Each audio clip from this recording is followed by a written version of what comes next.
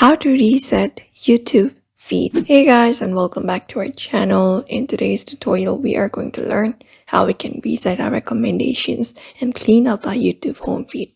So let's just jump right in and get started. First of all, we open up the YouTube app on our phone or go it onto our browser, and we can look out for our profile picture icon in the bottom right corner.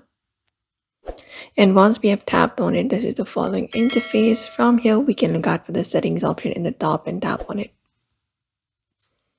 After we have tapped on it, here we can look out for different options, including in section for history. So go ahead and find the option for history. You may tap on the option called manage all history and go ahead and tap on the option for delete. So within the history, we can look out for the option called delete and choose the option to delete all time. We can just go over and tap on this option called delete. And once we have selected that, we can select the third option called delete all time and go ahead and confirm it up. And you can tap on delete and confirm it up. And when you do, the deletion will be completed. And that will remove everything YouTube has in order to recommend the videos.